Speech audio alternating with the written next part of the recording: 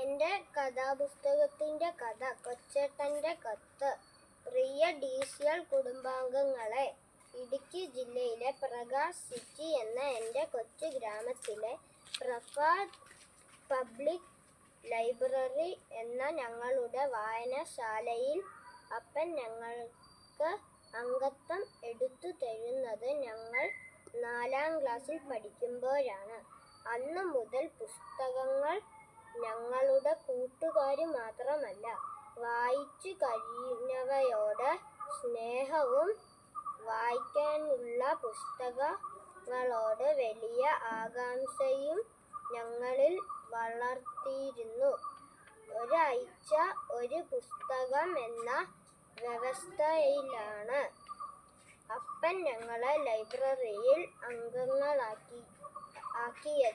ഞങ്ങൾ അത് വായിച്ച് അതിൻ്റെ സംഗ്രഹം വീട്ടിൽ പറയണം എന്ന ധാരണമുണ്ടായിരുന്നു.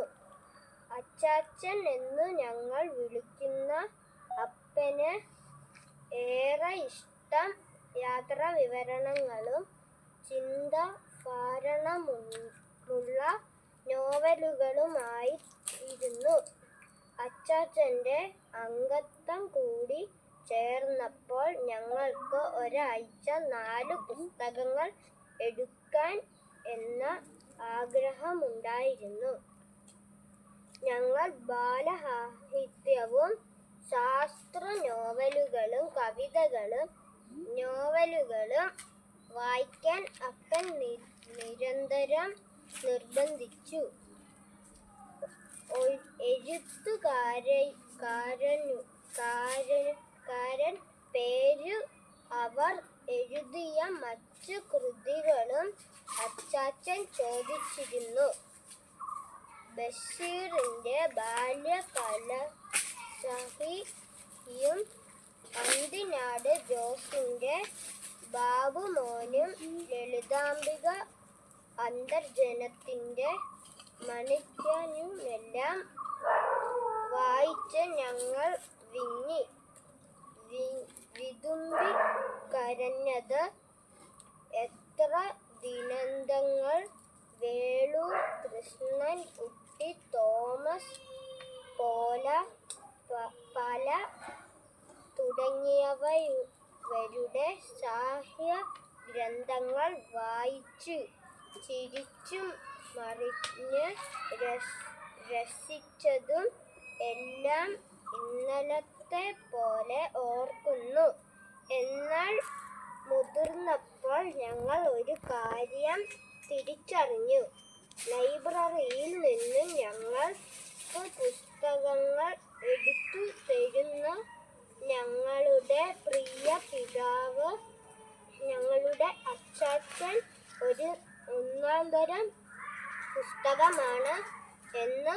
അപ്പൻ എടുത്തു തരുന്ന പുസ്തകം വായിക്കുന്നതോടൊപ്പം അപ്പൻ എന്ന കഥാപുസ്തകത്തിൻ്റെയും ഞങ്ങൾ വായിക്കണം എന്ന് ബാല്യത്തിൽ അപ്പൻ ഞങ്ങൾക്ക് ബാലസാഹിത്യമായിരുന്നു. മല്ലനും മാധവനും കുരങ്ങനും മുതലയും പോലുള്ള രസിപ്പിക്കുന്ന കഥയായിരുന്നു അപ്പൻ. കൗമുദി ശരിയായ തീരുമാനങ്ങൾ തെറ്റാതെ എടുക്കാൻ നിർബന്ധിക്കുന്ന ഞങ്ങളുടെ കുറ്റങ്ങളും കുറവുകളും കള്ളത്തരങ്ങളുമെല്ലാം കണ്ടുപിടിക്കുന്ന അത്ഭുത ശക്തിയുള്ള ഫ്രാഞ്ചും മെൻററ്റും ഡിറ്റക്റ്റീവ് മഹേഷും CID പുഷ്പരാജനുമൊക്കെയായിരുന്നു ഞങ്ങളുടെ അപ്പൻ. ഞങ്ങളുടെ എല്ലാ തട്ടിപ്പിനും വെട്ടിപ്പിനും കണ്ടുപിടിക്കുന്ന സൂപ്പർമാൻ. ഞങ്ങൾ മുതിർന്നപ്പോൾ അപ്പൻ ഞങ്ങൾക്ക് വിക്ടർ ഹ്യൂഗോയുടെ പാവങ്ങളിലെ കള്ളനോട് ക്ഷമിക്കുന്ന ബിഷപ്പായി മാറി.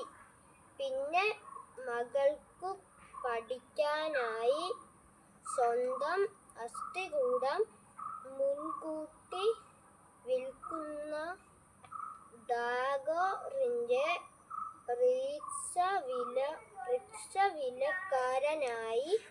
ഇന്ന് അപ്പനെ വായിക്കുമ്പോൾ അപ്പൻ ഞങ്ങൾക്ക് ആരെങ്കിലും എഴുതിയ കഥയല്ല, ഞങ്ങളുടെ ജീവിതത്തെ രൂപപ്പെടുത്താൻ, ഞങ്ങളെ രക്ഷിക്കാൻ, ഞങ്ങളോട് ക്ഷമിക്കാൻ, ഞങ്ങളോട് സ്നേഹിക്കാൻ, ഞങ്ങൾക്കായി സ്വന്തം ശരീരവും രക്തവും നിങ്ങൾക്കു വേണ്ടി മാത്രം എന്നു മാത്രം പറയുന്ന ദൈവപുത്രനായ ക്രിസ്തുവായി ഞങ്ങളുടെയും കുടുംബത്തിന്റെയും കുരിശുഭാരം ചുമന്ന് ഞങ്ങൾക്ക് ജീവനുണ്ടാകുവാൻ സ്വന്തം ജീവനർപ്പിക്കുന്ന രക്ഷകനായി. 2026 ജനുവരി 17 ഞങ്ങളുടെ അച്ചാച്ചൻ ഇന്ന് ലോകത്തിൽ നിന്നും സ്വർഗത്തിലേക്ക് യാത്രയായി. ഇന്നുവരെ എഴുതിയ കൊച്ചേട്ടന്റെ കത്ത് എല്ലാം വായിച്ച് അഭിപ്രായം പറഞ്ഞ് അച്ചാച്ചൻ എനിക്ക് അക്ഷരത്തെറ്റില്ലാതെ പുസ്തകമാണ് അപ്പൻ എന്ന ഗ്രന്ഥത്തിന്റെ ജീവിതഗന്ധം, എന്റെ ജീവിതത്തിന്റെ സുഗന്ധമാണ്. പ്രിയ കൂട്ടുകാരെ, നമ്മുടെ മാതാപിതാക്കളെ വായിക്കാനുള്ള വളർച്ചയാണ് മകൾ എന്ന പദവിയുടെ യോഗ്യത.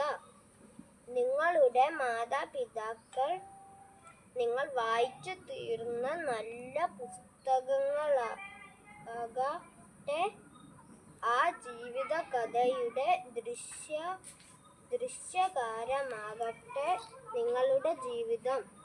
സ്നേഹത്തോടെ സ്വന്തം കൊച്ചേട്ടൻ. Thank you.